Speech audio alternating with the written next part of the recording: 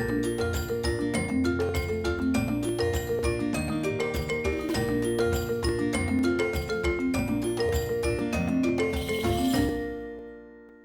I'm Ralph Preston. We have our stroke survivors support group meetings every Tuesday, except today's Thursday at 3 p.m. Normally they're 11 a.m. on Wednesday to accommodate as many people as possible. Today, we're lucky to have Tom Haynes come back again.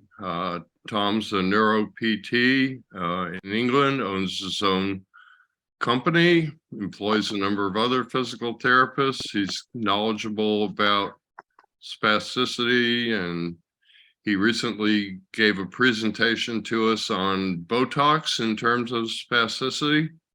And he's back today to talk about the neurological approach to spasticity, which in the US we call NDT, neurodevelopment training, or technique, I sometimes see. And in England, they call it Bobath. It's the same thing. It's the idea of playing into the way the brain thinks and recovers. So rather than give Tom's lecture for him, I will turn it over to Tom Haynes. Thank you, Tom. Thank you. Thanks, Ralph, and for everybody for having me again. We want to talk about what's called the Bobath approach to rehabilitation. And I think the best way to do that is to give you an idea that underpins all approaches to neuro rehab, because it's one of 4 or 5 main kind of theories that all clinicians worldwide will kind of apply the majority of their rehab towards. And that's around this idea of neuroplasticity.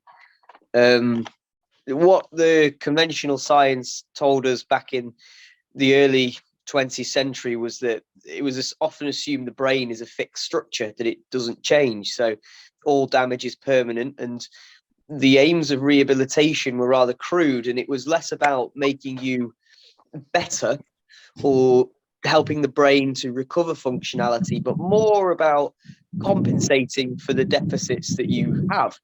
So early 20th century models of care was focused primarily around splinting, bracing, traction devices, compensating with walking aids and the like, and providing you with adaptations. And while some of those things are relevant today, because we still got to compensate for some deficits, there was no kind of model for making things better.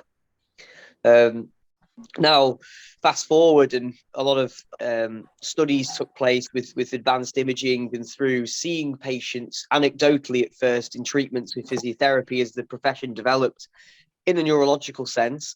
And then we come to understand this idea of neuroplasticity, which is effectively in response to rehab, the brain's ability to not just rewire itself through healing, but also reorganize itself. And that in turn provides us with function after neurological damage. It's not a perfect system, but it helps to provide a lot of recovery, and is the reasons why so many of the members that are probably part of this group have experienced some element of recovery since their stroke. Now, Bobath is one road to that destination of neuroplasticity and to recovery. And the concepts of it are widely adopted specifically across Western Europe. So the UK and a lot of European countries adopt the Bobath approach. And it continues to develop as the science improves, but the overall aim of it is to use a problem-based, problem-solving approach to neurological disorders, where you look at abnormal movement patterns and you compare them effectively to what a normal movement would look like. And then you strive to what we call inhibits, which is reduce the unwanted movements and then to facilitate or produce the wanted movements. And that could be in terms of a functional progression. So things like rolling, lying to sitting on the edge of a bed, sit to stand, and walking. So it's framed in the concept of a functional movement. The task is analysed, the client is analysed, and then a treatment plan is set up in order to help maximise the efficiency and function of producing those movements. There's a number of other principles that applies to it. So effectively, any treatment, not only being task orientated, the idea of Bobath is to provide the sensory feedback, the perceptual feedback, the cognitive input, and the visual input in order to help the brain to make sense of itself and make sense of your body in space, so that we can promote the best postural control outcome, which is your balance, with the correct movement patterns. That's effectively a summary of what Bobath is. So, Ralph, I'm wondering if you have any questions about that. Well, I can always come up with questions, but I'll try not to monopolize your time. I've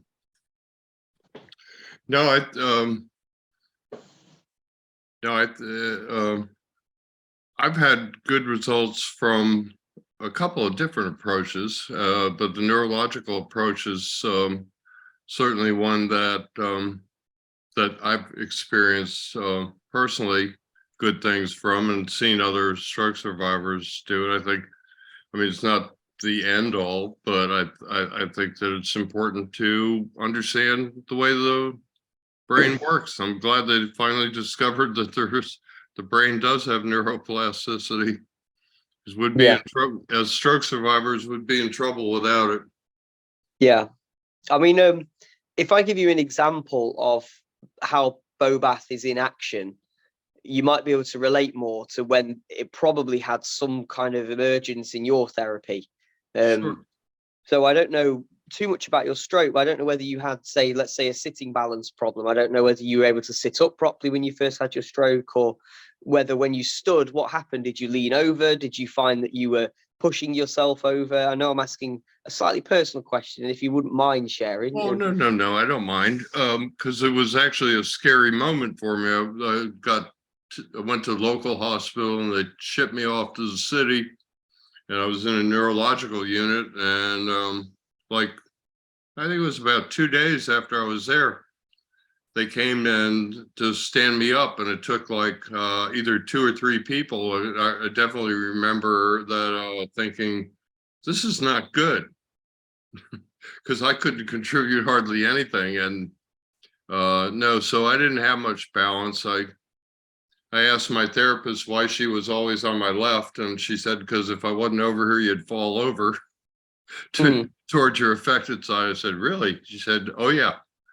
So no, I had a right side hemorrhagic stroke, and supposedly, you're the expert, or supposedly hemorrhagic strokes cause more balance issues than ischemic. I don't know. I definitely know that brainstem, cerebellum, and back of the head strokes all definitely cause a lot more balance problems than either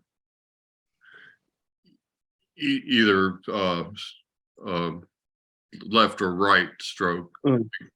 So, I think it's not necessarily hemorrhagic versus ischemic. It's dependent on the areas that are impaired and to what severity. You can have ischemic strokes that present with wild balance issues, and at the same time you can have hemorrhagic strokes that present with minimal symptoms. So it's less about the classification and more about the location. Okay, probably a good way of remembering. Yeah. So I think it's more because hemorrhagic strokes typically present with an increased intracranial pressure. So they tend to come along with a lot more headaches, dizziness, vertigo, nausea, things like that impact on things. Not always, but some of the time. But anyway, an example that you said there. So I imagine you had left-sided weakness then. So when you stood up, you had a lean over to the left-hand side. So obviously you couldn't just tell you to stand up straight, right? If we just said stand up straight and straighten your leg, you would have found that incredibly difficult because you don't have access to that part of your body at that point in time. So a Bobath approach would say take the task and it would analyze a normal movement for that activity. So we would look at the relationship between posture.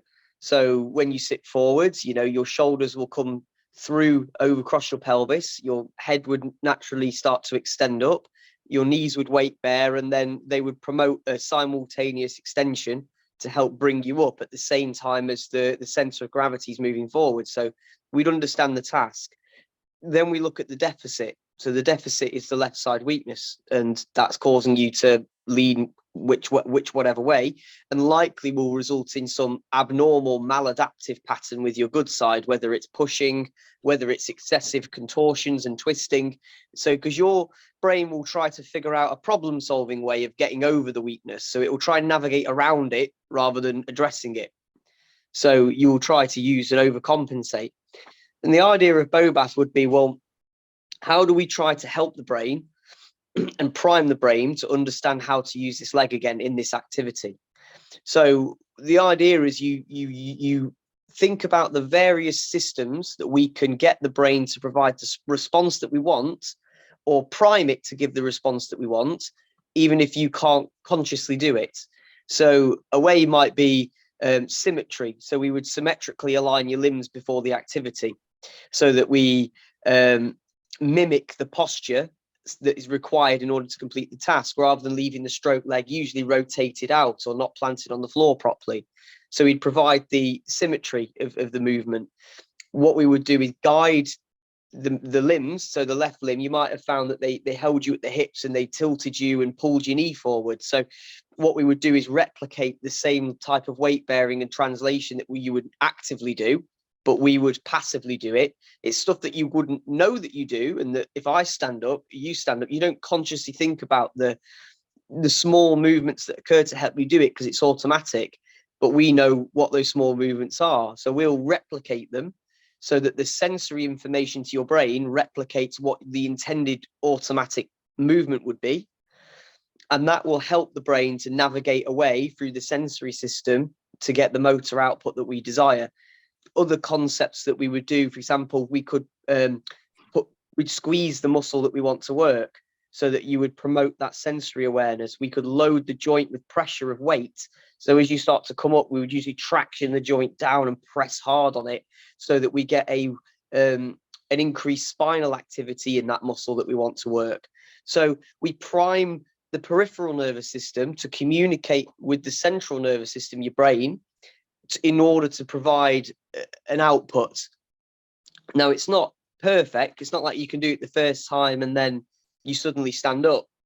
But for example, if we didn't do that and we just kept saying, well, any standing's good standing, and you would just learn to stand up and hold on with your right arm and lean over to the right and kind of ignore the left side completely, and your brain would just think, well, I completed the task irrespective of the left side, it doesn't need to work, forget about it.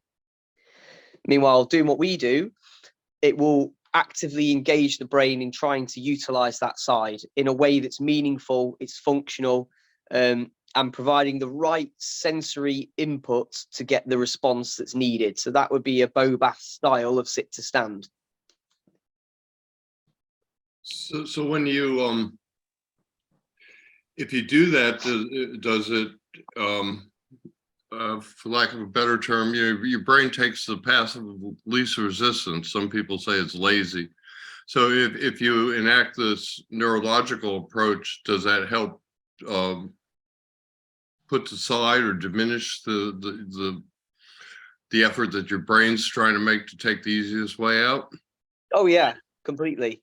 Because the whole concept is to the pillars of it: facilitation and inhibition. Inhibition is just as important. And when we say inhibition, it's not just about trying to minimize abnormal movements of the affected side. So what we call like spasticity, or contorted postures, dystonic postures, or associative reactions. So when you move a certain way, your arm sort of moves, it's, with the high tone, it will move in certain directions. So we inhibit those things, but we also have to inhibit what the good side does, what the unaffected side does. If it's overcompensating, we want that side to move as normal as if the affected side was able to move. And that gives it an opportunity to then to then do what we need it to do. No, I understand maybe a little bit more about inhibitions than our average viewer. What you're trying to do is, from what I understand, from what you just said, you're trying to get the affected side to engage the proper muscles and the unaffected side to engage the proper muscles by not overcompensating. Yeah, that's part of the approach. Another example would be typically when you start to regain movement of your arm, it enters into what we call the flexion pattern. So the most common movement you develop first is if you've had a whole limb stroke, is typically a hooked over, elevated, pronated and flexed fingers like this. Now, if you were to say, pick up something from a shelf, okay, and you want to extend out, what you would often end up doing is overcompensating from here to lift, and then lacking the extension of the elbow, so you'd sit your chest forward to get to it. That's a common compensatory pattern that we would see from the affected side. Now, traditionalists, without the knowledge of Bobath, would just say, we'll just keep repeating it and it should hopefully get better. But we know that that doesn't happen. What we do is we solidify and we strengthen the abnormal patterns in the brain's eye so that we never exit that pattern. And what Bobath would say is, okay, let's break the task down first. So we need to reach out there. So what do I need at this joint, at the elbow and at the wrist? Let's start by getting them to fully relax first, and we will passively guide the movements, and we will time the movements in a way that replicates a normal reach. So you gain the sensory experience of what normal movement feels like. The brain then has a reference for it to try and execute a task against. And then we would ask you to say, join in partially, whilst we then help to guide. And anytime we feel an abnormal movement, we'll stop the movement, make you acutely aware of it visually by getting you to look, auditory by telling you what's happening, and tactily by tapping it, pulling and repositioning, so that it's like a constant error correction. It's a live error correction of what's going on. And then likewise, when you then successfully inhibit it and complete the desired action, you'd have the positive reinforcement that that's the appropriate way to do it. So you might be taking the task, and instead of completing it in its entirety, you might then break it down into components. So the initial reach, the mid reach, the end reach, and then you would functionally train each section before repiecing it together so that you develop this motor relearning model of that task. And that's Bobath essentially. Meanwhile, it's not just task, attempt, repeat. I definitely remember that that shoulder creeping up. You did a good impersonation of it. Yeah. I suppose you've seen it a few times too. Well, the thing is it doesn't matter what country you're in. Strokes, we're all human beings, and we all present with the same manifestations after a stroke. So often you'll have the flexed upper limb pattern, and then with lower limbs, what a lot of your the people on Stroke Buddies might know is that when they first started walking, or even now what they might find is that when they walk, their affected limb tends to swing inwards, for example, it adducts, and then when they stand on that leg, the knee snaps back every now and again and hyperextends, and these are abnormal high tone movements that happen. And a Bobath approach would be to get hands on, break the task down, provide the desired stability in order to allow tone to be normal, and then guide the correct movements so that we can relearn each individual component of that task and then piece it together. So walking, it might be people learn to walk usually, and the hardest thing to get back, for example, is lifting their toes up to heel strike, right?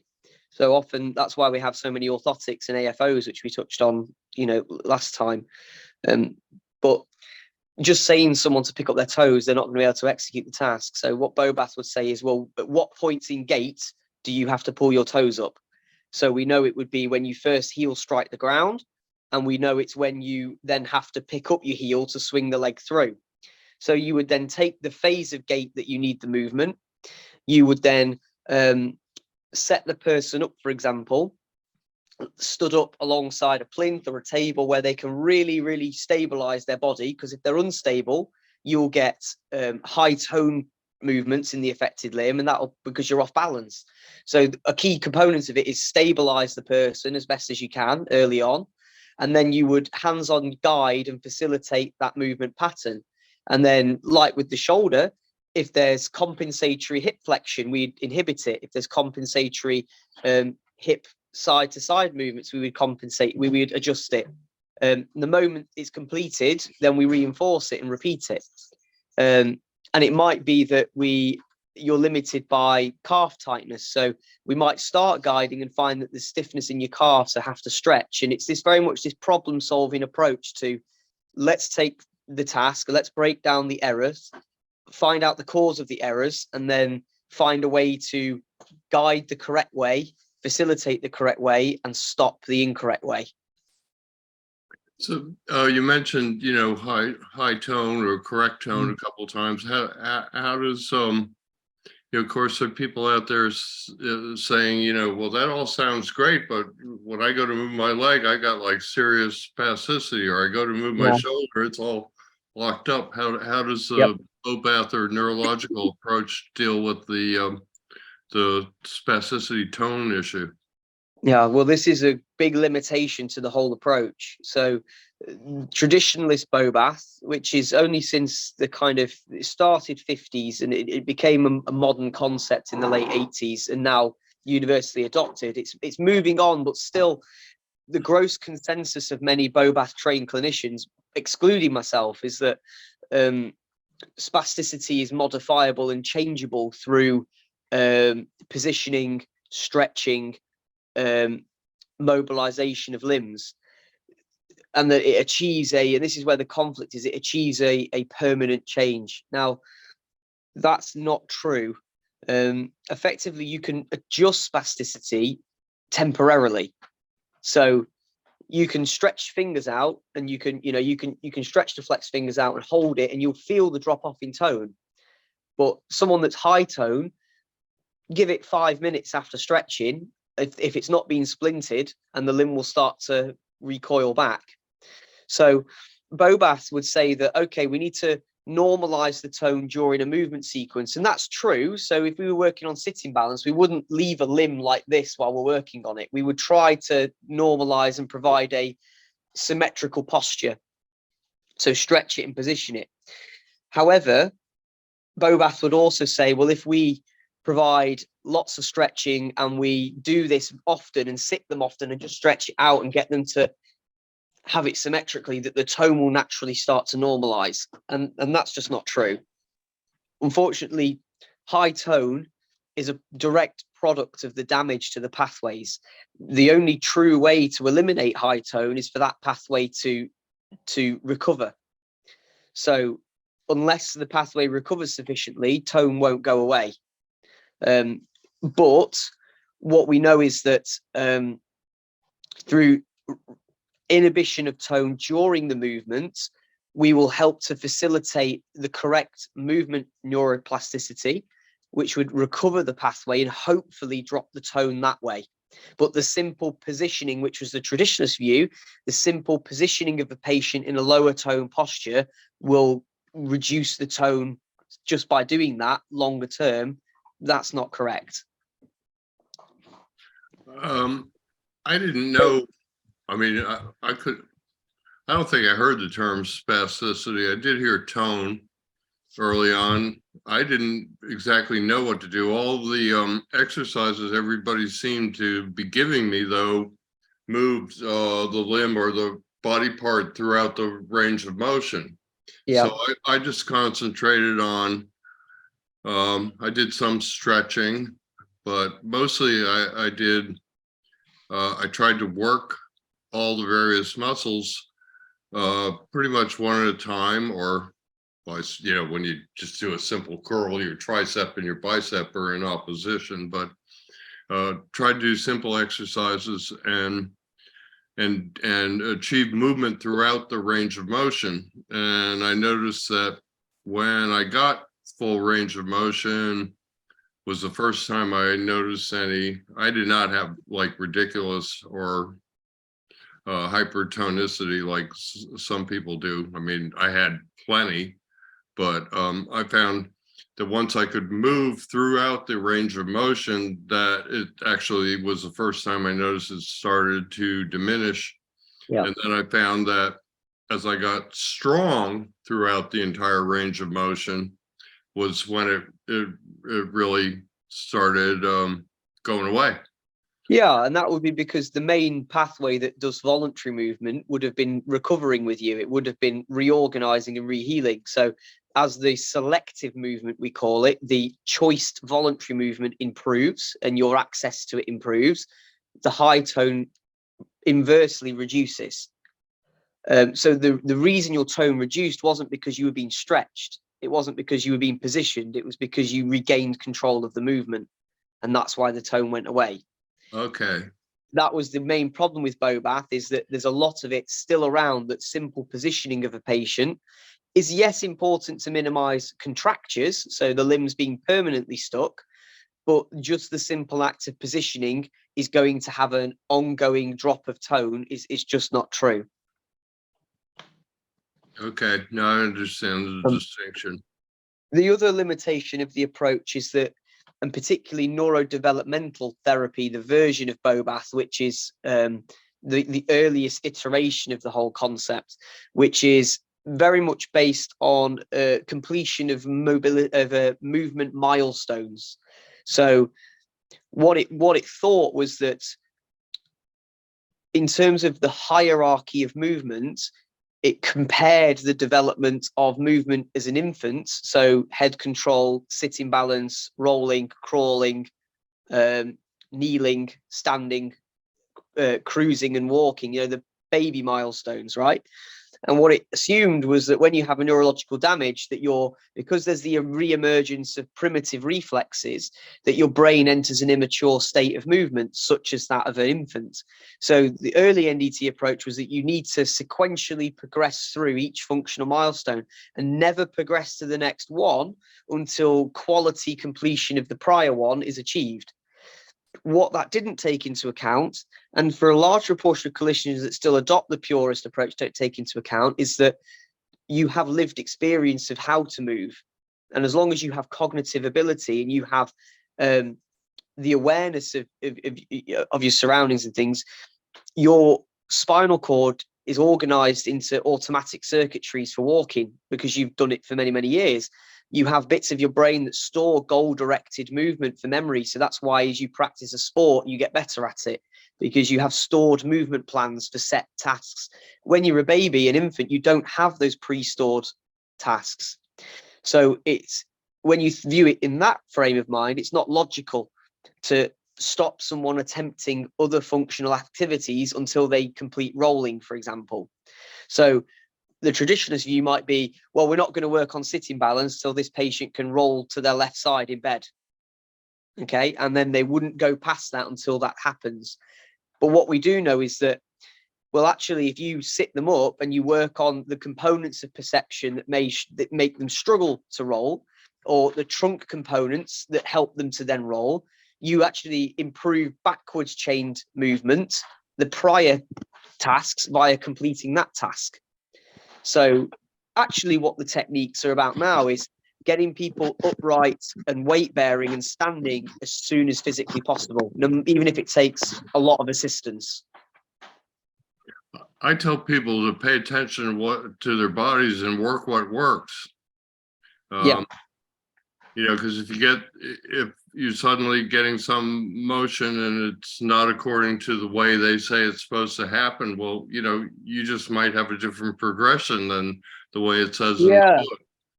And I think a good way of thinking about it, Ralph, is it's a spectrum. And on that spectrum, you have quality at one end, and then you have performance at the other end. Now, you don't want to be 100% performance, because then you're taking the view of, well, it doesn't matter how I do the task and how awful it looks, as long as I do it. The problem with that is then you'll learn all these maladaptive movements that will then hinder you in the long run. But Bobath would say you have to preserve ultimate quality before you move on. And the problem with that is the brain, as you know, it's the majority of the initial healing is the most important after the stroke. And the longer you leave progressing to things that will then ultimately improve your quality of life, then it doesn't particularly matter as much that you can move your digit in a really nice way if you're still not able to walk. So that's where the actual Bobath model needs to be slightly adjusted. It's more of a aiming for quality initially and then tapering it to more performance as time goes on. I understand. And like you said, sometimes the next task can help reach back and help with the previous task. Yeah, and that's actually everything's interconnected. Yeah, and this is the thing, and that's the and the idea of skipping milestones and doing what's called rhythmical functional alternating movements, walking, stair climbing, sit to stand patterns. That's another neuro approach called Carr and Shepherd, or what we call movement science approach. So that adopts the more modern agenda of early weight bearing, early movement. And because your spine has these inbuilt mechanisms for alternating movements, what in the technical term is called central pattern generators, by repeating those movements, even if the task performance is not very good initially, you will ultimately then improve. So an example would that be partially weighted treadmill walking early on. So getting you in a harness and putting you on a treadmill and then having someone guide the movement. That would be a version of Carr and Shepherd. Meanwhile, Bobath would say, "Oh my, don't do any of that. That's too advanced. We need to still work on correcting the shoulder relationship to the neck in sitting." Yeah, think of it as one guy. Think of it as the cautious guy versus the risky guy. That's kind of how it is. How do you determine? How do you look at somebody and determine which course of action might work best for them? That sounds kind of dicey. I think the best way of doing it is not assuming that you have to follow one road. It's not that you have to set off on the Bobath journey and then you can't go back to your start destination. Think of it more that clinicians like myself will have a toolbox, and then Bobath is a tool in the toolbox, and so is movement science, and so is PNF, Brunnstrom. We have all these tools, and that we apply them, and it's very much a trial and error sometimes. So, well, that's worked initially, now it's not working, so let's try a different tool and let's see if that works. So for what works for each person is also individual, because we're all individual. Our brains are all very unique. Yes, parts of your brain do the same function and that's shared amongst us all, but the way they heal and reorganize, because it's such a complex organ, the level of healing is almost infinitely unique for everybody. So techniques need to be bespoke to you rather than everyone must fit into the Bobath school. Right. Okay.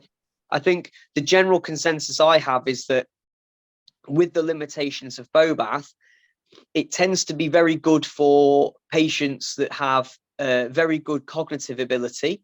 So they have an understanding of their own condition and what's happening to them, and they have really good attention spans, and they can understand everything you're saying because they've got no aphasia or language difficulty. So they can really actively participate in becoming acutely aware of the abnormal movements, right? And knowing how to suppress them. It doesn't necessarily work for someone that's got delirium or is hallucinating after their stroke and doesn't even know they're in hospital. So that sort of approach does not work if you say to a patient, you're hitching your shoulder too much, and they say, what time's the next bus? It's not going to work. So the approach there needs to be more of a functional based movement science approach, where it's correct as we go kind of thing. Or let's just do it and we'll help them without them necessarily knowing what we're doing. And then just by automatic correction, they should get better at it. I think the other limitation of it is Bobath doesn't really, the evidence behind it for actually getting a limb to move to start with is actually quite poor. So Bobath's very good when there's some movement restored to a limb, but a limb that's moving abnormally.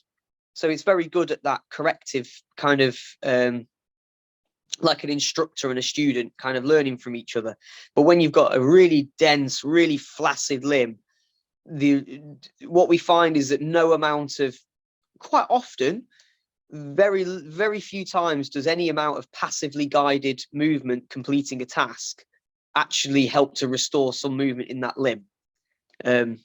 That's what we do find. And what a lot of research now shows us is that we need to apply more reflexive concepts to get the limb moving involuntarily, which is a grossly anti-Bobath concept. You should suppress unwanted movement. But actually what we know now is that facilitation of any movement, as long as it has some kind of voluntary drive to impose on the involuntary, is important to get some connection to that limb. Just getting any connection is important first. We can then always correct the pattern later, but you can't correct a pattern if there's no movement to occur in the first place. So what are some things that will work to get some movement going in the first place? Yeah, and this is then we're going into a different concept then called Brunnstrom approach. So Right. you have all of these different things, right? So Brunnstrom approach says that when you have had a stroke or any central nervous system deficit that's caused weakness, your central nervous system reverts to a more primitive state. Bobath agrees with that. Everyone agrees with that. But what Brunnstrom says is the re-emergence of primitive reflexes should be utilized rather than inhibited. And some of those reflexes are what's called your tonic reflexes. So, for example, if you won't have it now, but when you have quite severe stroke, if you turn your head to one side, let's say all the way to the right, your inner ears and your neck receptors will stimulate your brainstem to help extend or push away the side that you're looking towards, if that's the affected side. Meanwhile, if you turn your head to the opposite side, to the affected side, it will promote the limb to flex. That's what's called an asymmetric tonic net response, and that re-emerges often in stroke patients under certain circumstances. We also have what's called vestibular responses. So, for example, if we get someone sat up, and if you tilt their head sideways laterally like this, you'll get a opposite side shortening of the trunk to counterbalance, to keep your gaze stable. Okay, and then you'll also get a same-sided push response. So what we can do is use the inner ears, which have direct connectivity to your brainstem and motor pathways down below, in order to initiate a motor drive, a motor response. And then if we can get that person to be acutely aware of that involuntary movement, the brain can interpret it and reevaluate how to connect back to that side. So that would be a couple of examples. Some other examples would be exploiting stretch reflexes. So, you know, you've all been to the doctor before and they've patella hammered you on your knee. It's an involuntary kick out. But what we know is that you have what's called muscle spindle sensory receptors in every muscle in your body. And if you strongly tap them, you'll elicit a reflexive response. Now, it's not controllable, it's non-suppressible, but that muscle that we want to work in that limb is working. It's just working from the periphery, not centrally. But every time that muscle contracts, it will send what's called proprioceptive feedback, awareness of muscle contractility, back up to the brain to say, hey, this is how it works. The brain goes, oh, thanks for that. And I'll take that information. I'll try to do it myself now. Bobath would just say, well, just guiding it will help. Doesn't always, and that doesn't necessarily work. Sometimes you need that strong involuntary muscle contraction. So we've got neck reflexes, you've got what's called vestibular reflexes, we've got what's called placing reactions based on your vision. We have what's called stretch reflexes, where you bang the muscles, like we just said, and you have vibrational reflexes. So you can use all of these reflexes to initiate movements and then try to encourage awareness of that for recovery. So for someone with a really dense side, you might start by using your muscle tapping, your sustained muscle vibration, and the utilization of fast head movements in order to promote a gross response in that limb, so that you can then get basic movement patterns such as this, followed by Bobath to correct it. So I always say Bobath is great once you've got something there. And some stroke patients, their weakness is incomplete from the start. So they've had their stroke, they get maybe their, the drugs that they use to treat it. So you might have thrombolysis or just aspirin or whatever that they give you. And then you notice already that you can start to move your hand, but it's just weak. Then Bobath would be great for you from the outset, and Brunnstrom less relevant because you've already got connection to the limb. It's just not a strong one. Sounds like it's difficult to get some movement going by yourself. Yeah, and the limitations we have as a profession is that because each of these concepts is a huge topic in itself, clinicians typically fall into one camp, and because they know it very, very well, they become ignorant of the other methods and assume that theirs is the best. And then they think that everyone will fit into their box, and that doesn't happen. And then if they don't recover, then they'll just say, well, that's just because your stroke was too severe, for example, rather than saying, well, maybe it's that my approach would only be useful if we got this back by using another approach first. So I think a lot of the folks in the audience and that I see in the groups are in that group that, is cognitively okay. And, so I guess my question, you kind of set this up a few minutes ago, but so, people are sitting here saying, well, this all sounds great, but how do I work with my therapist to get this going? And is there anything that I can learn at therapy and then do at home that will help facilitate this whole thing? And, part of the whole thing is to have a good working relationship with your therapist is important. Yeah. So I'd be curious about your thoughts on all that. Okay, so everyone will have their own abnormal and their positives to their movement. So your therapist should be looking at the way that the task, first of all, that you want to do.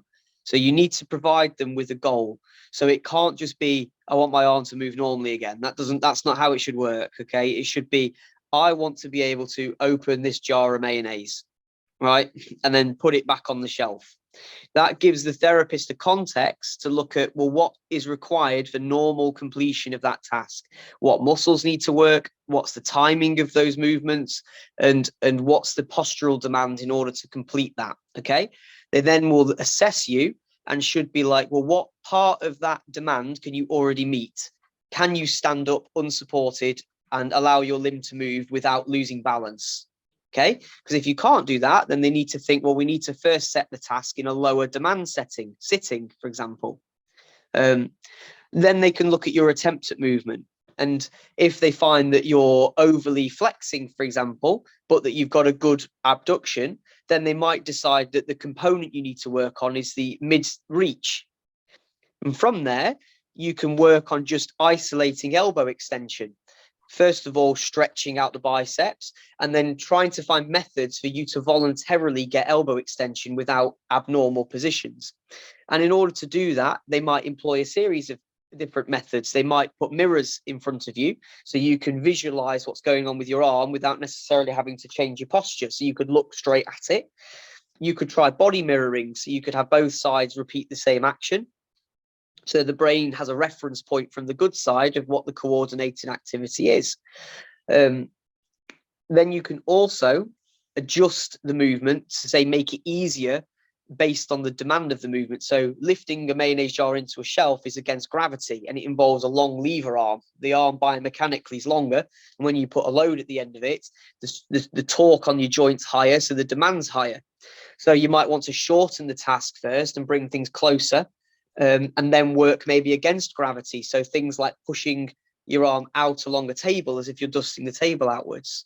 So you're working on the demand of elbow extension, but you're altering it to a way that's complete, that you can complete it, and that you can then progress it and integrate it into that movement with your therapist as you make those progressions.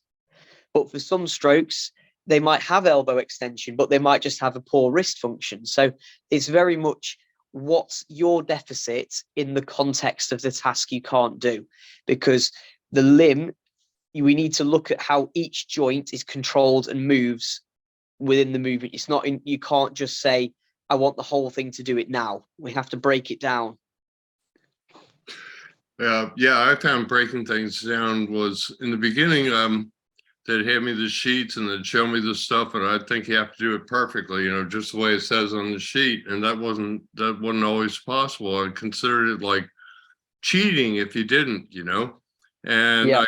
I quickly learned. Well, I learned somewhat on myself, but when I started working with other people who couldn't complete the tasks, that was when I really realized that a lot of times you just have to break things down into their components, make them simple, work on one part of a complex movement, um, uh, and then work on all the pieces, and then put it back together. Exactly. So I became a big believer in breaking down the tasks if you can't do it. The other thing about breaking it down is, when you can't do a task, it's frustrating. So you can't put that mayonnaise jar back on the top shelf in the refrigerator because of the torque. Well, when you put it on a lower shelf, or you pick it up and you move it, and you break it down, all of a sudden you're saying, okay, I can move it now. Okay, so next up is going to be get Correct. the strength. Yeah, that's exactly the It sort of motivates homework. you. So I that's the found that exact real sort of homework. motivational. Yeah. So you're doing a neurodevelopmental approach that by doing that without really realizing it, probably because of your exposure to the rehab and the type of person you are. But effectively, you want to be doing that, but also trying to be acutely aware of what your therapist has told you to avoid doing as part of completing that. So the most common couple of things with the reach is what we find is medial rotation of the arm. So if I move this back, is that as someone reaches out, their arm typically falls inwards. So if you had a jar or a cup of coffee, as you reach it, you'd end up tipping it up. Yeah. So you don't want to just complete the task and say, oh, I've got the jar in the fridge. You want to make sure that you're actually still keeping the jar upright by having that external rotation of your shoulder, for example.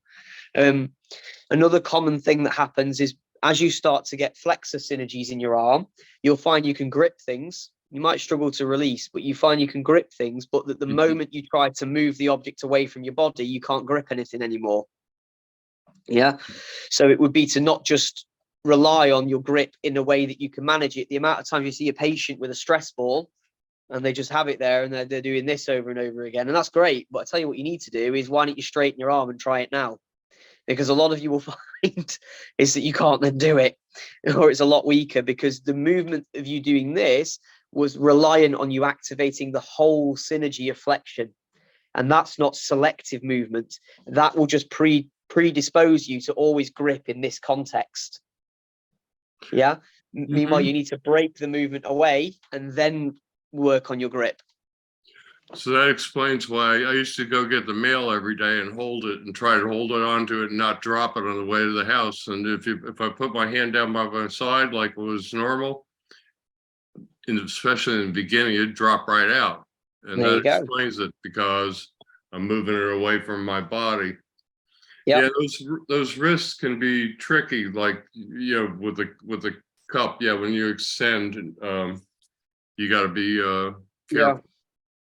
Yeah, and it's and like I say, it's because when you first start to re-establish movement in a limb, it comes back as what we call synergies, and it'll come back as either a pull or a flexor synergy, or a push, an extensor synergy. And the thing is that's great to get gross movement. It's good to start with starting to learn things, but you've got to, as soon as you can move in a synergy, learn to move outside of it, or else you'll get fixed. And the movement you get will only be circumstantial. It'll only be accessible when the whole synergy can work. Yeah, such as when you hold the mail, you'd be able to have held it like this, but you wouldn't have been able to have held it like that. So you would have completed the task. But the problem is, if you can't grip with your hand down by your side, how will you relearn to carry bags of shock or bags of groceries home? How will you learn to carry a briefcase? How will you learn to, hold anything, a stick on that side, if you can't grip whilst extended? So the whole point would be to not just look at the task, but make sure that the movement you use to complete it is selective, and it's in each joint's movement, whilst combined, is also interdependent. Okay, because you don't want to reach the mayonnaise jar with that kind of hooked, shrugged, sit forwards and say, oh, look, I'm doing it now. Because actually what you're doing is, yes, you're doing the task, but the way you're doing it is completely maladaptive. So whilst you're practicing at home, you want to be listening to your therapist about what is your maladaptation that you commonly do. Is it the shoulder shrug? Is it the forward tilt? And if it is, then you will need to develop strategies to work on it. So, okay, maybe then if I'm constantly sitting forwards without realizing it, why don't I put a tennis ball or a baseball behind my back against a chair and know that I'm not to come off that baseball whilst committing that activity? And if I do, that's the reinforcement to my brain. Oh, I'm compensating how I shouldn't be, because you won't be acutely aware of it a lot of the time. And then you can sit back and try again. If it's the shoulder shrug, you might need to put your hand on your shoulder as you do it so that you can feel it come up and then promote pushing it down, or having the mirror so you can visibly see it instead of having to do this. Because if you're doing this, you can't focus on the movement. So it's little strategies like that your therapist should be able to say. If you go to them, hey, well, I'm doing it, but why aren't you happy with it? What's wrong with it? And they go, oh, well, you're doing this too much.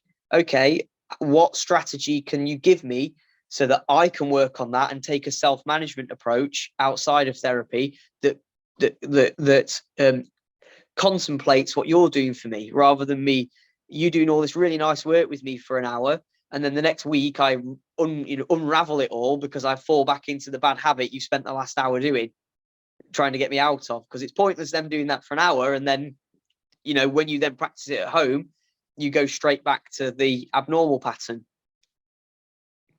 I didn't know what I was doing, and I didn't want to carry the mail like this, so Yeah.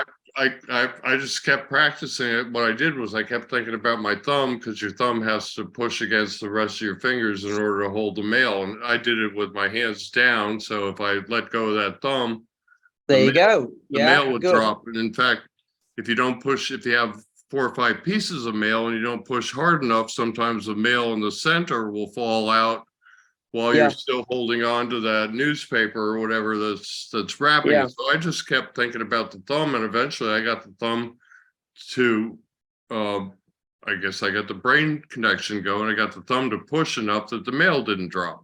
Yeah, I think, let's say if you couldn't do that and you were struggling even more because every time you tried to move your thumb, you pulled into a flexion pattern, we might start you in a less postural demand position, such as sitting down at a perching stool at a desk. And then we use something called theraputty, which is effectively like plasticine.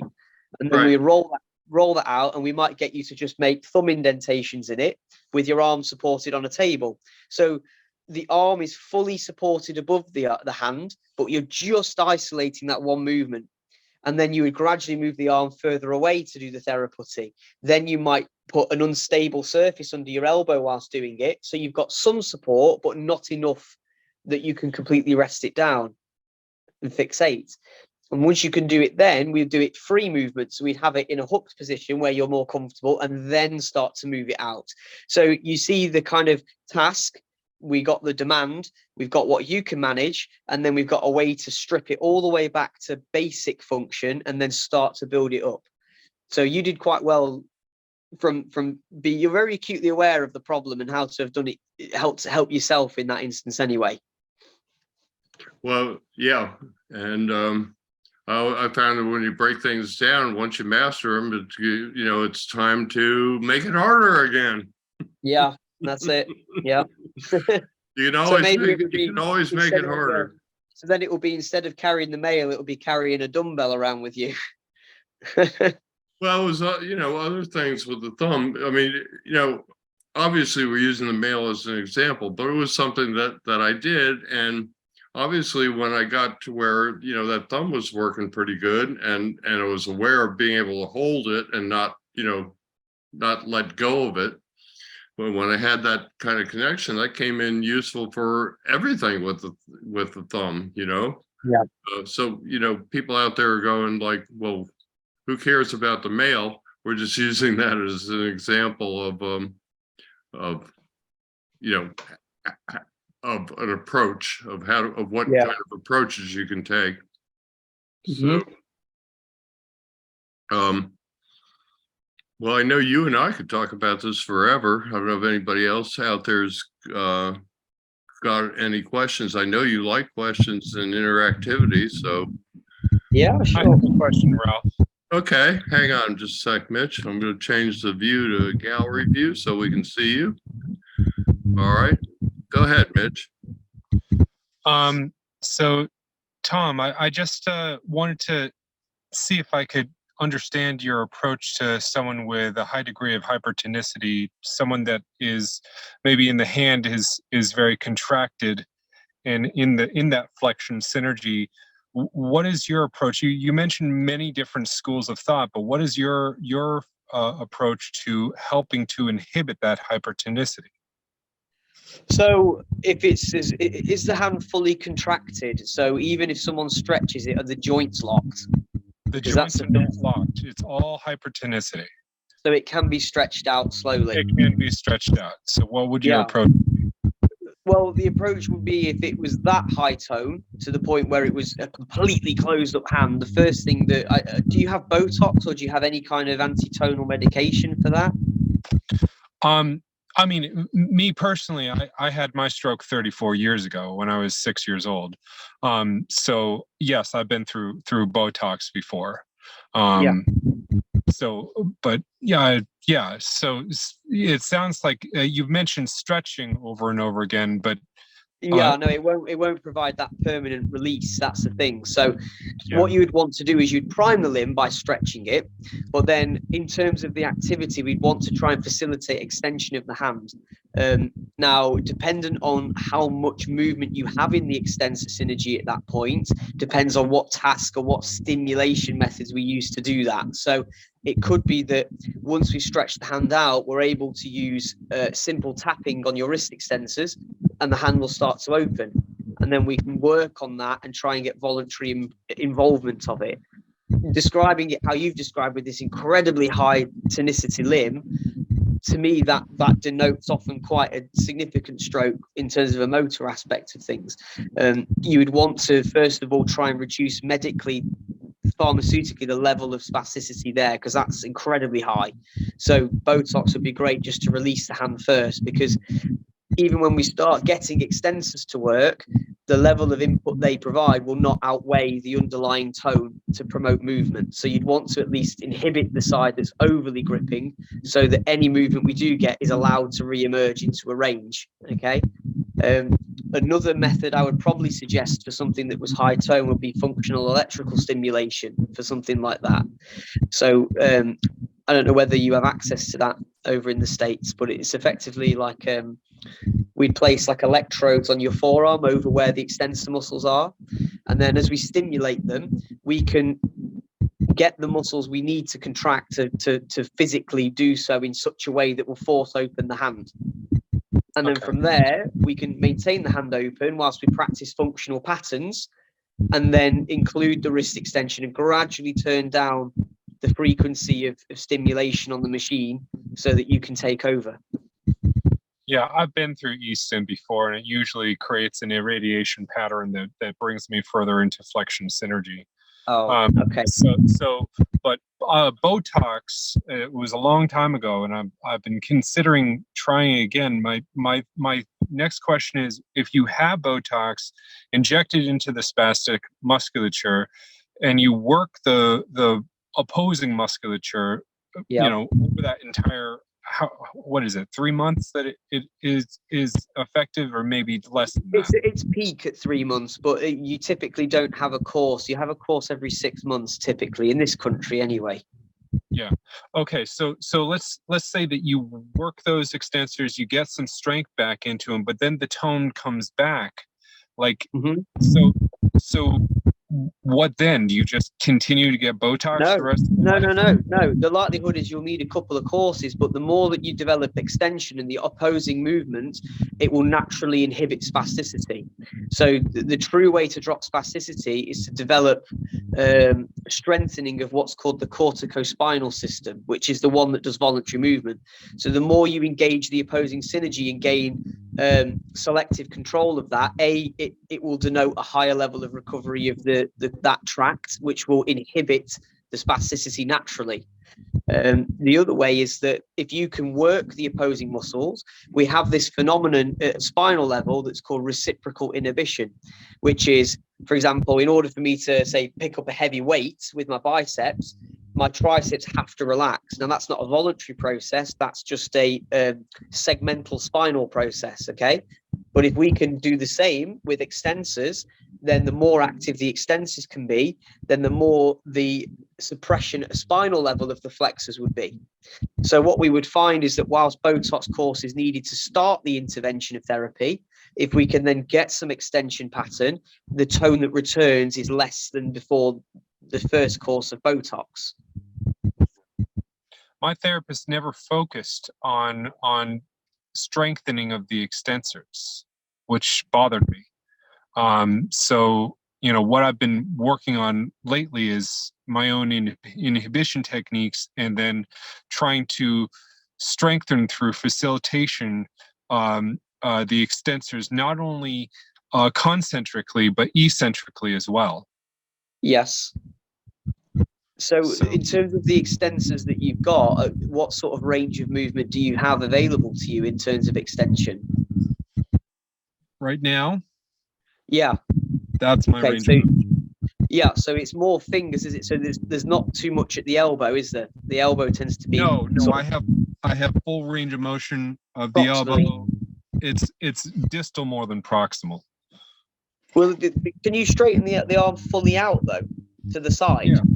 To the side, yeah. Okay. Yep. Okay, so it's definitely more wrist and hand now. So it was just a view I was looking at it for. So yeah, in terms of working the pattern that you want to do there, it's going to be things that are more inclusive to the wrist and the hand, isn't it? The finger flexors don't tend to be spastic in you. It seems to be more the wrist flexors that are primarily giving the problem. Wrist and fingers. You bring my hand into extension and the fingers and it flex. Starts to pull. Yeah. Yes. Plus but usually with primary finger flexors, you'd have the extension like this, but the fingers would be like this at the same time. Yeah. So yours are more kind of splayed like this. Yeah. So so it's primary wrist flexors that are causing the problem. Probably just shortening of your finger flexors because your wrist is like this. So the moment you then stretch, it's like the muscles getting stretched of your finger flexors, which is pulling them down rather than the spasticity. So first of all, what I'd do in your position is stretch as part of the start of the therapy and make sure the wrist can extend out. And then we would try to work on an extensor synergy that naturally evokes wrist extension. So it might be reaching for a cup, which is typically because you have a preset extension when you do that. Okay. Yeah. Now, if we can not do that going straight forwards and backwards because you fall into that adaptive movement, I would like to see whether conventional stimulation strategies help first, vibration on the wrist extensors, tapping on the wrist extensors, whether often with upper limb, if you put ice stroking up extensors, it will promote a flared extension. Okay. How about contract relax of the finger flexors, like PNF style? Yeah. So, inhibition and all that. Yeah, I mean, that works for conventional stretching, but it typically doesn't. Usually it's agonist contract for stroke patients because what we don't want to do is enforce too much flexion. So it would be more trying to isometrically contract extensors and then move into the pattern with stretch. Okay. But I think to begin with, just passive stretching with some tendon compression will help to open the hand out. And then it would be trying to find ways to stimulate that wrist extension, whether it was through the task itself, whether it was through localized stimulation. And if we couldn't get it locally, then we might see, is there a involuntary reflex that exists still in you that promotes an extension pattern of the hand, just so you can experience how the hand will naturally open. Yeah. So for some people, we do use a sometimes we use something called a Sequoia's phenomenon, SOUQUES, where if you get lying down supine, and then if you pull the arm up to full abduction, 90 degrees, and we rotate the arm laterally, so outwards, so the palm's facing up, what we sometimes see is like a reflexive opening of the hand. Okay. And if you're looking at your hand as you're doing it, you're trying to evoke that tonic neck response for extension. So a good position to try extension in you might be lying flat with your arm out and supported, rotated with your head rotated back and over. and that might promote a natural opening of your hand. And then you can repeat it in that posture with that reflexive drive, and then start to bring you up into a seated posture, for example.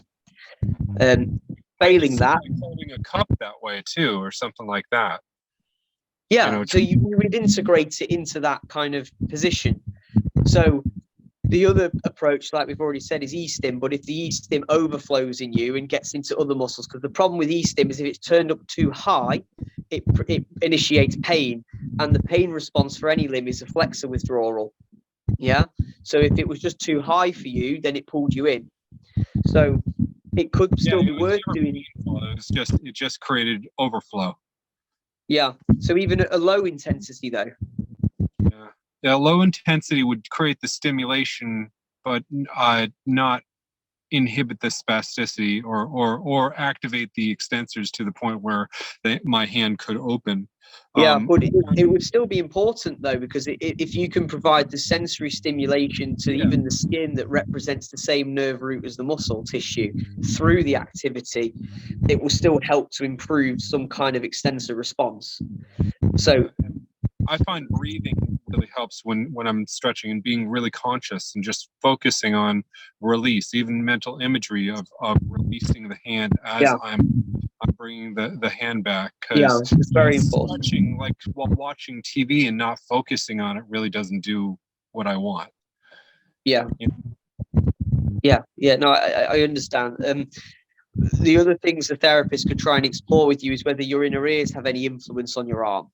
So what we can do for people with really, really high tone hands is we can try to promote a posterior response, where if you're made unstable at the hips and tilted backwards, okay, you can get an extension of the arm out. So a good example is where it's in healthy individuals is when we're sat on a chair balancing on the back legs, in school, in class or whatever, and then that person that falls backwards, what do their arms do before they fall? So that their arms back extend outwards like this, the hands come out, okay, because it's a response of the inner ears to promote that. So you can replicate that in a controlled setting to gain some extension of the hand, and then you can provide some cognitive awareness of that. So you're looking at it as it occurs, and you're trying to superimpose on that effort, and that should help as well. No, that's that. I'll give that a try. Don't do it yourself. You don't want to fall backwards. No, wait a second. What Ralph hasn't told you is I'm actually a physical therapist myself. Oh, okay. So in the state of New York. So I feel totally fine toying around with this stuff. Oh, good. Well, and Mitch is how I understand more about inhibitions and things than a lot of other folks. But I didn't want to. I wanted to let you ask your question, Mitch, and not my place to say you're a physical therapist. I figured you probably would at some point. Yeah. Plus, so Tom, I appreciate everything that you've said. It gives me some stuff to chew on. Okay, thank you. Yeah, good. What sort of physical therapy do you usually do primarily? I started in hospital inpatient, then transitioned to skilled nursing, and then I can't do that anymore because it just we won't go there. And now I'm home care. I absolutely love home care. And I've seen all hosts of different patients, but a lot of stroke patients, and I've developed a lot of my own inhibition techniques based on what I've worked on myself, as well as with my clients. But I haven't tried the vestibular stimulation. That is extremely interesting. Yeah. So some other good examples of it would be a lateral vestibular spinal response. So if you sit someone on a tilted surface, so if you get them on a plinth and or a bed, a hospital bed that tilts side to side, if you scaffold under the non-affected side, so let's say in your case, I don't know, right arm, right? So you'd put your scaffold under your left pelvis to tilt your pelvis into that kind of downwards posture. And what you would do is if you held under sort of mastoids and on head and just provide a lateral shift, what you will see is that lateral vestibular response, where on the non-affected side, you will see it flex upwards with the hip and with the arm, and it should promote on the ipsilateral side, the affected side, a positive support extension. So that's another good way of using vestibular stimulation to promote like an extensor response. Now, obviously, the reflex will be incomplete because of spasticity. So you would preset the limb in the parachute position where it would be, but you just want to see the extensors start to activate when you do that. So that's another good way of trying to do it. Likewise, you can use what's called tonic lumbar reflexes. So if you rotate through trunk maximally round, you'll promote ipsilateral, so right-sided rotation, right-sided arm extension, and contralateral flexion. So you can also use the spinal adjustments and head rotation in sitting to promote more extension as well. So it might be worth trying that. So these are kind of less Bobathy, but more Brunnstrom approaches. Okay. Yeah, they didn't teach us much Brunnstrom. They did teach us Bobath, a lot of NDT, and a lot of that sort of stuff. Yeah. And PNF. Yeah, PNF is very common in the States. I know that. Yeah, they don't do much PNF where we are. It's primarily Bobath.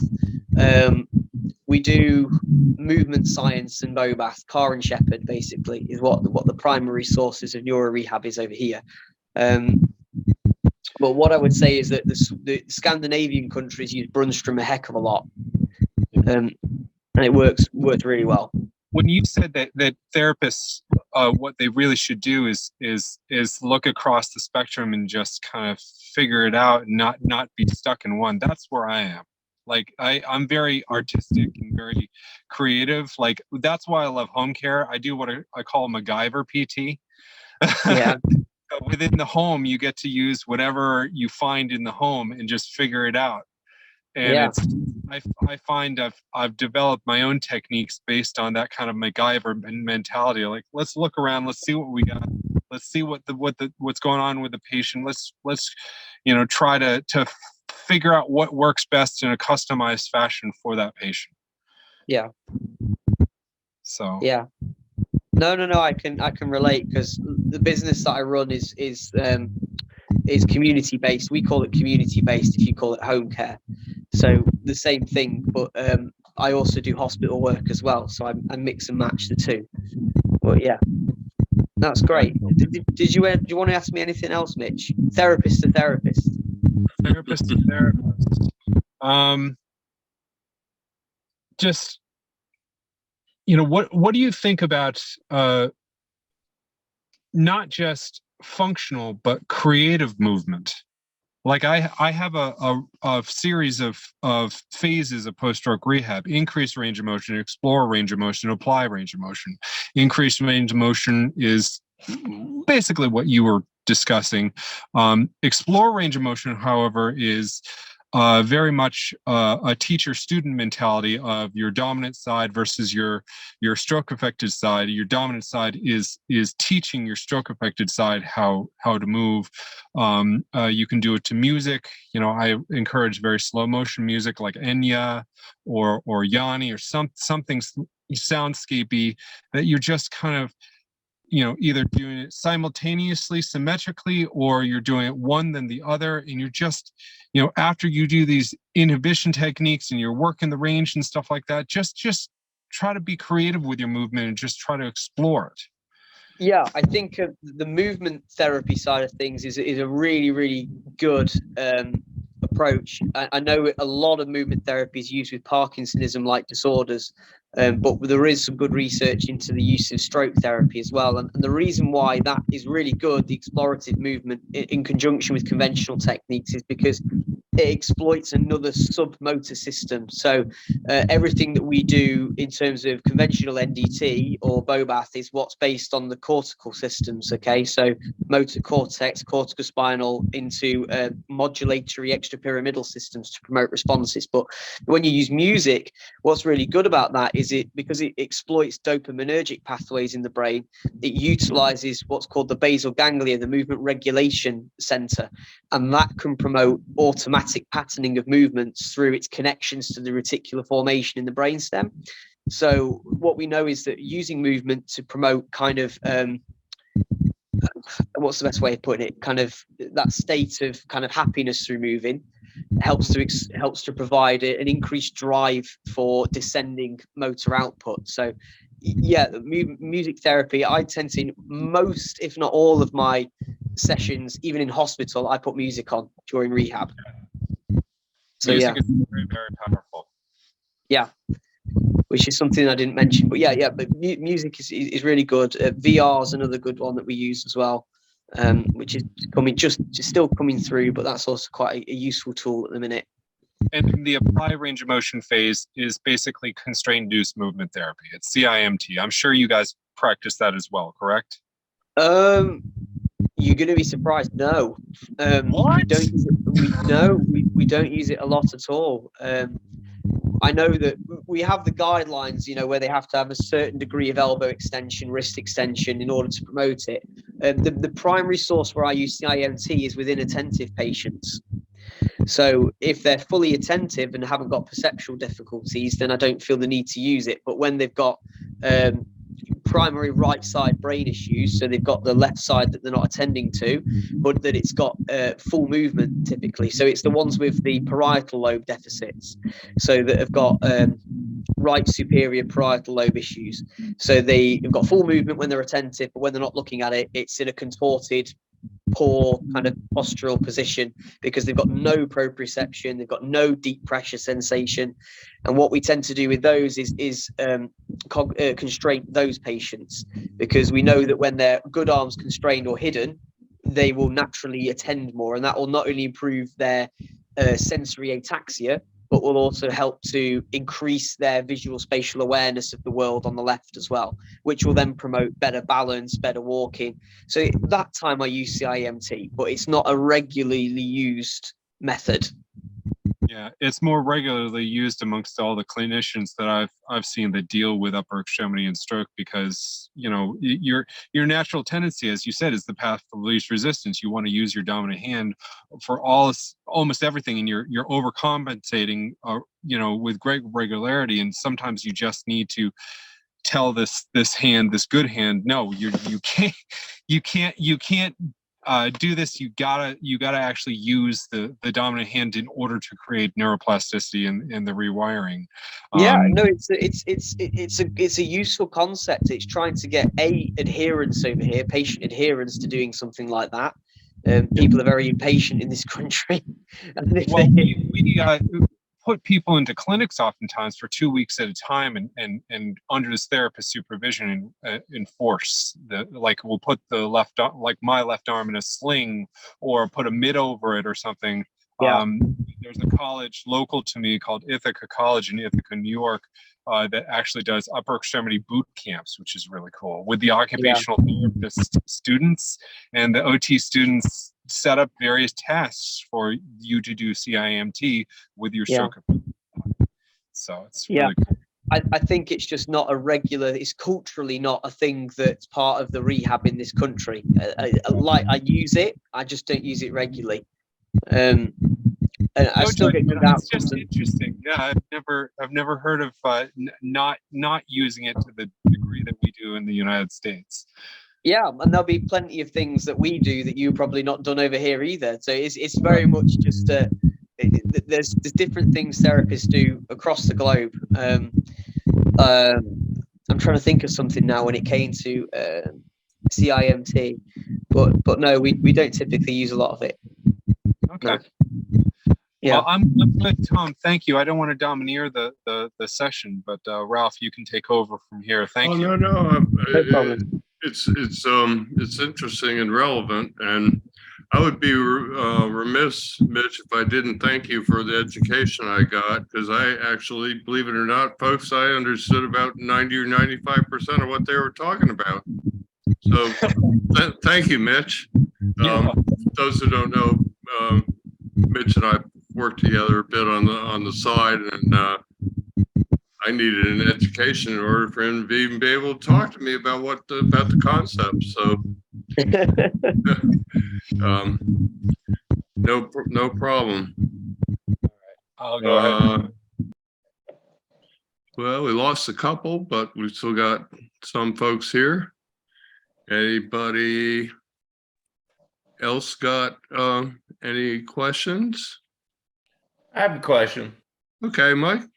I mean, Kevin, sorry. I was looking at Mike. That's okay. That's okay, Ralph. I had a hemorrhagic stroke 7 years ago. It started in the basal ganglia, and you know, I've gotten to the point where I have very little feeling on my affected side. So you know, some of the things you know, so I don't have a lot of the further you go out from the center, you know, like my fingers and such, you know, I can't feel them. I can barely move them. I've been working at trying to get it. What do you do in the case where, you know, you have, you know, clearly I've got enough, you know, to be here and so as far as everything goes, I feel the same as before the stroke as after the stroke. You know, with my mental capacity, but I've got. I'm curious. What do you do? And I understood what you were doing, what you were talking about. But what do you do when you don't feel anything? I mean, how do you control it? Where do you go? How do you move forward? Yeah, so this is a difficult one, and I'll try and answer it in a couple of ways. So, Okay. Where you've had the hemorrhagic stroke within the basal ganglia to start with, and assuming that you've got no sensation now, would say to me that the hemorrhagic element projected to the white matter that goes above it. Okay, so sitting above the basal ganglia, above and out to the side, there's a strip of white matter tissue called your corpus callosum, or your corona radiata is what we call it. Now, what that acts as is a communicating pathway to the cortex above, the motor and the sensory sides, right?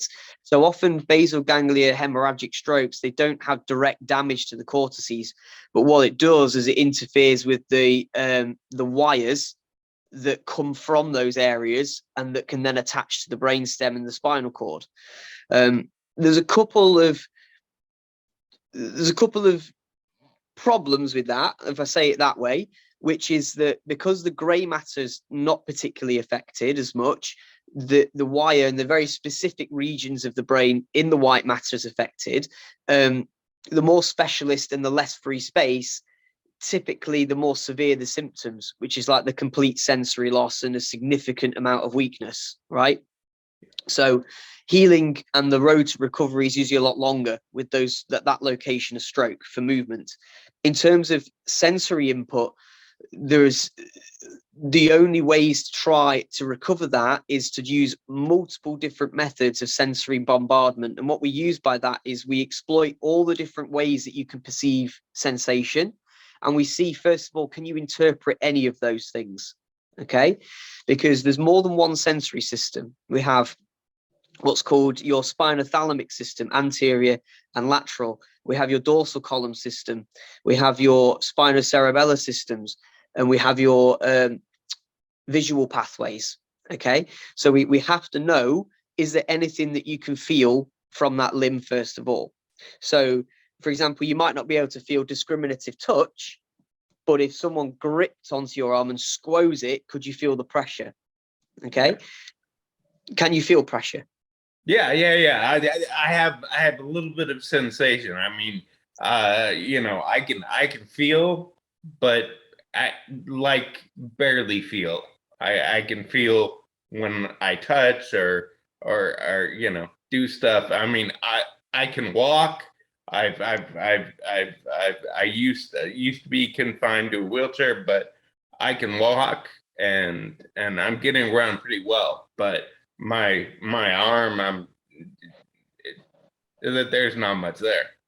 No. Okay. So first of all, to try and improve the sensation, exploit what you can feel. So if you can feel pressure, Yeah. okay, a very good thing for you to probably start doing is trying to arrange some regular massage therapy for that side. Okay. So that someone can start applying that deep pressure, giving the brain some sensory awareness of what it can feel, and that will include pressure, stretch, touch, all those sorts of things for that limb. Okay, because the more it can represent that limb in your brain's internal map, the better chance you've got for there to be a sensory motor recovery to allow you to move better. Try and explore. If you can feel pressure, the most likely thing you'll be able to feel is vibration. So see if you can, I don't know whether you've got like you can get them like a massage vibrator or some kind of, I don't know what you've got over there. It's not like a stimulator machine, but just have a look whether you can purchase some kind of like a vibrating massager that you can just rub up and down your limb. Okay. Yeah. Yeah, that's another good one that you can do. What we sometimes do if we can feel pressure to improve awareness is we will also put like I've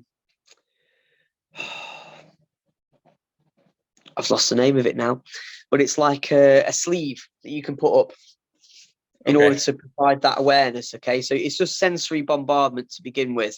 Okay, and then once you can feel it, the next thing you've got to do is to try and move. What can you do with the arm, for example? Well, I can. Oh, a lot. Yeah. Yeah. I thought you were talking that it was like completely paralyzed. Oh yeah. No. I can move it a little bit, and I can get it up there, but yeah. But You can't reach. Can you reach forwards? No. So yeah. So we can see even from this talk, the compensatory strategy you do is the chest forwards to help it go. Yeah. So your shoulder's got really good control. So as part of a functional reach, the thing that we'd want to focus on is, can we elicit some kind of elbow extension with you? So a good position that you could try is a bit like what I've explained to Mitch, with the side lying, sort of head turning out to the side. Another good one you can try is that if we promote your, usually what we can do is if we have a posterior head tilt, we get more extension as well. So another good exercise, if you've got shoulder control, is lie on your back, rest your hand on top of your head. Okay. See if supporting under your elbow so it doesn't drop down, whether you can press up like this while squeezing your forearm, while squeezing your underarm. Okay. Okay. What someone can do to help you with that is if you've got tone in your tricep as well, someone can take you off the head, do a few quick stretches till they feel the tone build up. Okay, because that primes the muscles to contract and it reduces the threshold that you can then move it against. So you can take it off the head, someone can quick stretch it a few times, they start to feel the resistance, then make your attempt to reach up. Okay. Okay. So that's usually a good technique, and yet again, a Brunnstrom style technique to get to exploit some kind of extension. And once you can build up the extension from this position, okay, when you're lying down with the stimulation of your head in that posture and the person pre-stretching, they can also pre-stretch. Another good one is over the back of the triceps if they use their knuckle to tap. Okay. There's quite a strong reflexive response to triceps. Okay, so they could do pre-stretch, tap, and reach. And once you can sustain it, you'd want to sustain it isometrically first, so holding it and then gently lowering it down. Okay, getting it up, holding it, gently lowering it down. Okay, and then coming up into a posture like sitting and trying to work with it. Yeah. Another good one, if you could start to get some extension, is sit on the edge of a chair, like a sofa, right? What you call it, a couch, I guess, where you are. Yeah. So sit on the edge of I'm trying to remember my like Americanisms for the words we use. So I think I've already used groceries. I've used because we call it shopping, and then sofa, couch. So sit on the edge of a couch. Get a Swiss ball. Do you know what a Swiss ball is? I don't know whether you call it something different. Yeah, you know what they are. They're like maybe like this big, inflatable balls. Come in like green, blue, purple, random colours. Inflated. Yeah. Inflated, yeah. So get one of those, okay? Get your hand positioned on top of it, okay, to the side. Now you want to then encourage that head rotation to the side you're reaching, okay? And if you tilt your hips as you reach, we'll yet again try and use that inner ear stimulation and the head stimulation to promote a saving extension of your arm. I would always advise you do that with someone just sort of behind you or next to you. Yeah. So if you lose balance, they can just sort of correct you. But you should start to see some kind of extensor pattern that way. And then you can work on it in the Brunnstrom method by doing this, by doing the reaching with the tilt. Then when you've got some selective reach, like this in sitting rather than sitting forwards, then do a task orientated thing. So it could be reaching for a cup, or it could be stacking something with guidance, that sort of thing. Okay. Thank you very much. I don't mean to take more of your time. That was very, very, very awesome. Thank you very No much. problem. So you've got your homework for the next 6 months or a year. Yes, I do, Ralph. Yeah. No, I understood that. It makes sense. Yeah. Amazon's a good place for the Swiss ball. I know that. So you can order it from there. Well, this type of simulation is kind of new to me, so yeah, I'll be looking it up. Yeah, it's interesting, So what I'm hearing from Tom is there's certain things in the body that if you engage them, they cause other things to happen. And if you understand how this works in relation to what you're trying to get moving, then you can maybe use these kinds of things to get that first motion. That first motion is really hard for everybody, especially opening their hand. Yeah, it's a bit like if you think of someone on the thing is some of these reflexes exist in us throughout our whole lives. Some of them get suppressed, okay? So the neck reflexes typically get suppressed, okay? But the vestibular ones are always present, and they help to keep us upright. So a good example of that is if like when you see a tightrope walker, right, and they're walking along the tightrope, do they have their arms by their side, or does it come out to the sides, right? They hold them out to the sides. And if they become off balance and they tilt over to the right, you typically see that movement, a corrective windmill, if you like. Now, they don't think about that. It's an inner ear correction where they get same-sided flexion, so opposite-sided flexion to the lean, and then same-sided extension on the other side to help counterbalance. And the whole concept is that's present in healthy adults, and it's also present in stroke patients. So if we want the arm to extend, we can exploit that saving reaction to get the arm to extend. And as long as then that patient, instead of relying on it being purely reflexive, is trying to also do the extension cognitively with the extension pattern movement that's occurring reflexively, it will help to convert that extension into more selective movement. Yeah, anytime you're doing passive or assisted motion or anything, you try and think about it to make the connections. Yeah. All right. Well, it's 9:30 or so for Tom, so maybe we should let him wind down and end his day. Unless anybody else has got anything, I'm going to thank him.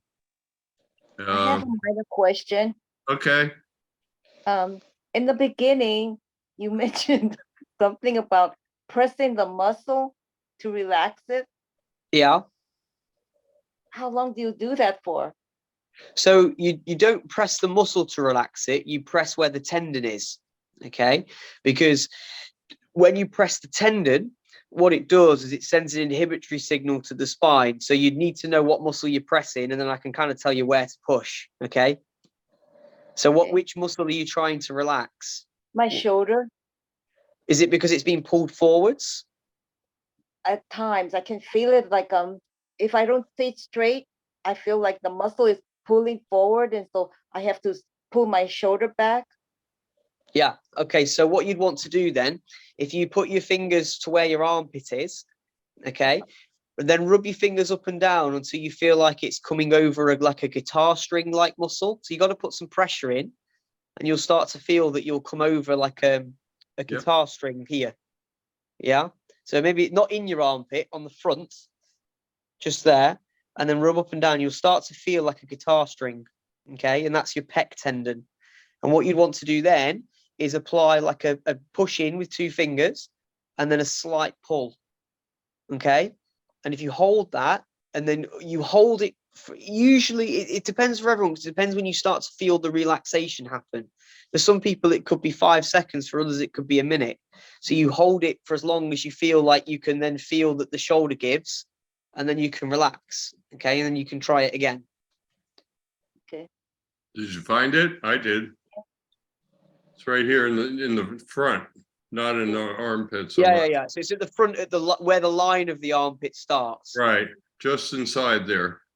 Yeah. If you Just push on inside. it good, if you push on it good and hard, you'll definitely notice it. Because when I found it, I pushed on it and went, okay. Yeah. So you don't want to go as hard enough that it elicits pain. You just want to go far enough that you feel the pressure, because if you get the pain, it might make it more contractile. So you just want to push on it so that you feel the deep pressure, but not pain. Got it. Thank you. And like another common one is like biceps. So you often will get your biceps tendon, and then you can put your thumb, as long as your arm's supported, you can press your thumb over that. And if I show you from this angle, so if this is my biceps tendon over here and it's tonic, you'd rest your arm on something, and then you can press on that tendon and pull it back slightly. And if you start to hold it, you'll start to gradually see the arm fall away. Okay. But likewise, these are just transient things. They help to relieve the tone temporarily, but the tone will then return. Okay. Got But it. it might help if you say you've got a sore arm because it's been contracting all day. That little bit of relief might just be what gets you through. If it's a pain, that's okay. Yeah, oh, good. Okay, well, thank you, Tom. We really appreciate No it. problem. Nice. Yeah. I have a quick question. Okay, sure, Elizabeth. Sorry. It's okay. Calf spasticity. I'm 7 years out of a hemorrhagic stroke, and I get Botox regularly, but I still have quite a bit of tightness in the calf. Is there anything I can do to help release that? So whilst you can't, the only way you can get spasticity to go down truly is to make your connection to your leg stronger by doing more and more sort of exercises that promote your selective movement of your toes, for example, and your foot. Okay, so that would help in that frame. You can reduce the intensity of spasticity long term in the calf muscle in particular by lengthening that muscle as much as you can. Okay. So stretching for a short period of time, 10 to 30 seconds, will only reduce the spasticity temporarily, right? Holding your calf stretches for 2, 3, 4 minutes will be sufficient time for the muscle to physically start changing length. Okay. And then because spasticity is dependent on the amount of stretch that's loaded on that muscle. So if the muscle is like a coiled spring, it's more prone to become spastic. If you stretch the spring out and you hold the spring and make sure it deforms to a longer spring, it can be compressed for further before the spasticity starts to kick in. Right. So a good stretching for calves is like your heel dips off the bottom step of the staircase, your stride stretches, things like that. I think the signal's going. Yeah, she's in a car. So, so what is? I'm trying to think. What is your basic calf stretch? Not a heel raise. No. So the heel raise would be working the opposite. Calf, okay? Yeah. But by improving the ability to heel raise, as long as you finish into a stretch, you'll promote more recovery around that muscle control. Much like you found that when you started to work your biceps through full range and gain control, the biceps tone dropped away. So heel raises are still important to do, but that you should be stretching quite a lot through them. So you could go onto a bottom step of a staircase with your the staircase here with your heel off the edge, and you can sink the weight down to stretch, and then you can come up into a heel raise that's slower controlled, but then make sure you descend all the way past into a stretch at the end again. Yeah, that's what I did. Dip below grade with your toes out on the step. Yeah. Yeah, or a stride stretch is also quite helpful. So, you know, in a door, against the door, so hands against the door, putting your calf behind the affected leg straight behind you, and then lunging forwards on the front leg, so that it almost like a warrior pose in yoga, you know. So it helps. Yes. So it stretches the back of your calf, but you got to make sure your heel is planted on the floor, because if it's not doing anything. The back heel? Yeah, because a lot of people do it, but they pitch their heel up off the floor. Yeah. So no, I do the most effective stretch is for the calf is going to be a straight leg heel drop off a bottom step of the staircase. That's your most effective one. Mm-hmm. Yeah, I do that other one, and there's a world of difference between having your heel on the ground and not having your heel on the ground. Yeah, but you still got weight through the leg, and that's what's important, because the Achilles tendon is so taut, it can take such a load that in order for it to suppress tone, it needs to have a lot of weight put through it. So you need that body weight going down through that calf in order to stretch it. When you do the stride stretch, oftentimes you don't get enough body weight because you're moving your weight away from it to close the angle of your ankle, right? Yeah, so it doesn't necessarily do as much as the other one. Yeah, I've on my heel raise video, I do them on the steps and show you how to dip them below grade. Yeah, that gives you both. Well, gives you good stretch. Also gives you both plantar flexion and dorsiflexion. Yeah, and I think what's a good part of it is that you shouldn't come up concentrically very hard, because you'll promote more spasticity, because fast movements make tone higher. So you would come up from being past plantar grade, but as you come up into the heel raise, you want to do it really slow, and you also want to descend really slow. So it's all about slowness of movement, not about how quick and forceful you can do it. Yes. It's usually about the down, a nice controlled down. Yeah, if you do it quick, you're at risk of getting clonus when you do it. Right. You know, clonus, when you first had your stroke, you might have found that if your leg was picked up and dropped, that your foot does this kind of bouncy thing. Yeah. Yes. Yeah. Yeah. So do you find Botox quite useful for your calf? I've been doing it for about 3 years. It has been helpful. Yeah. Good. You know, and my physiatrist will do in different places to also so that I get different muscles to work together. Yeah. Can you lift your toes up at all? Yes, I can. Mm-hmm. And the top of your foot up? Yes, yeah. I have foot inversion, so there's a bit of a tilt, that interior part. That's a fight. So my everters work, but they're very weak because of the inward. Yeah. So a good exercise for you to do is squat sidestepping. So if you can squat and then practice sidestepping, but keeping your feet out like a penguin would. You do the sidestepping, and then promote a TheraBand, like an elastic resistance band, round your knees first, and then try and engage it around your ankles. Because what you'll do is you're still loading the calf, but through a stretch to inhibit the tone, but then you're promoting the synergy of eversion, which is the outwards foot movement, with your hip abduction, which is a naturally occurring synergy. So that's a really good exercise to do.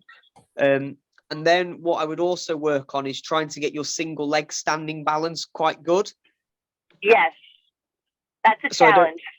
Yeah, and that will be feeding into your tone. So the more you can develop single leg standing balance, so standing on one leg and doing toe taps in a semicircle with your other leg, with your knee slightly bent, would also be a really useful one. Trying to keep your forefoot, your big toe, down on the ground as much as your heel without rolling over. Yes, yeah. So stretch, but the more you build up eversion power, the less your calf spasticity will be anyway. Right. I do bridging with the TheraBand around my knees. Yeah, so but do you pitch your toes up at the same time? She'll be trying tomorrow. Yeah. Yeah. Because Yes, I will. if you're bridging, but you're keeping your feet flat on the bed or the surface, you're exaggerating the extensor tone. So if you are going to bridge, do it with your toes pulled up, so you're bridging through your heels only. Okay. Interesting. Oh, that will be a real challenge. Yeah. So you might find though that the affected leg starts to slide forwards. Yes. Yeah.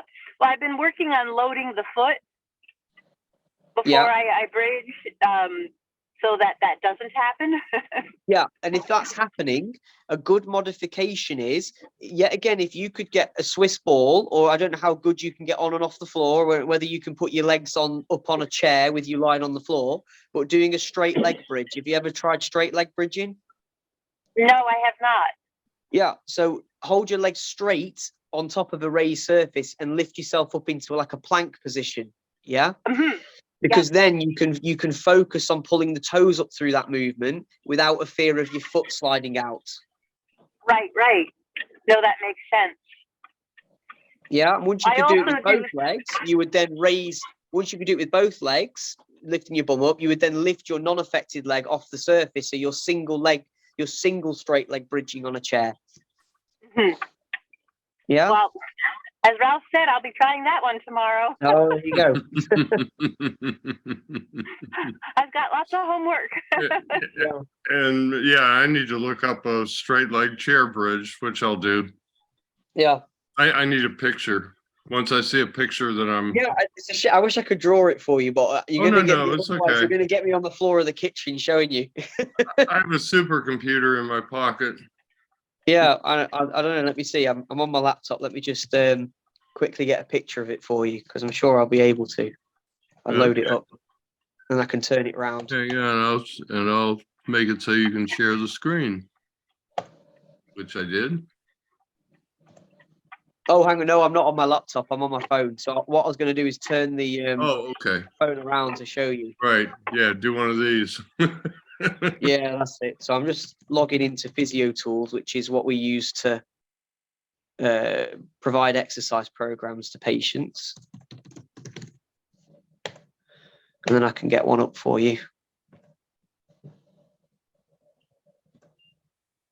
So Tom, in the meantime, do you recommend eStem? Do I recommend what? Sorry. Do you recommend eStem?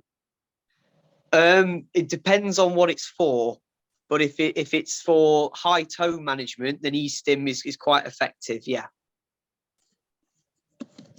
Straight leg. Okay. So I've got a couple of examples of it here. So if I just open it up here.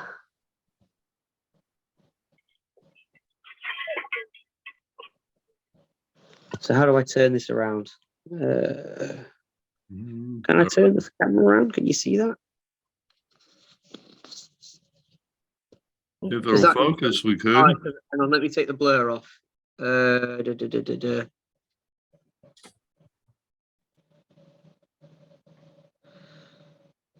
do I take the blur off it, Ralph? It's okay. I can look it up. Yeah, cool. Let me see. What was if I turn it round? I kind of see it. Yeah, I I turn kind it of round. saw it. Can you see it? No. Yes. Mhm. Oh, I'm sorry about that. I've got the blur on and I don't know how to take it off. No, it's okay. We can look them up. Oh. I'm just. There we go. I've done it. There we go. We're okay.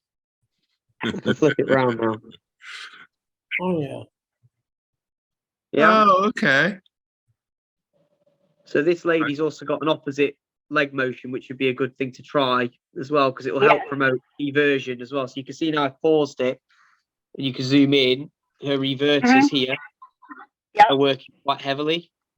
Mhm. So it's a straight leg bridge off the floor.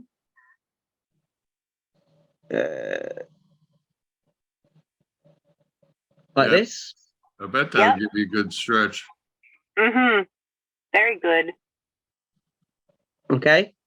because that way Okay. your leg's not going to fall out to the side. So you can try it with the band around your feet as well, because it will promote the dorsiflexion, your ankle pulling up and also pulling out. So Yes, that will thank you. counteract calf spasticity. Hmm. There we go. I found it eventually. Well, thank you for that, Tom, and thank you Thank you for so much. No problem. for everything, for sharing your knowledge with us. Yes. Yeah. Was there anything else anyone wanted to ask me at all? I think you answered them all. Oh, brilliant. So thank you, thank you, thank you. We'll let you go, finish off your evening, and can't tell you how much we appreciate it. Well, no problem. Anytime, Ralph. We could do it again sometime if you think of another topic. You better be careful. Oh, No, I don't mind. Honestly, I don't mind doing this. It makes me. It class in my mind. It classes as my kind of extra bit of almost like charitable work I like to do, because it's unpaid and I don't mind doing it, and it helps people out. So it's Well, fine. yeah, and it'll help people out beyond this audience. We had about 20 people at one point. Some of them, it's possible to get 1,000 or 2,000 views on YouTube. So Yeah, it'll help more than just the gang that's here today. So once brilliant. again, thank you. No, Thank you very more than much, welcome. Tom. Thank you. I'm sure I'll speak to you all soon. All right. Bye. All right. Bye. Bye-bye now. Bye.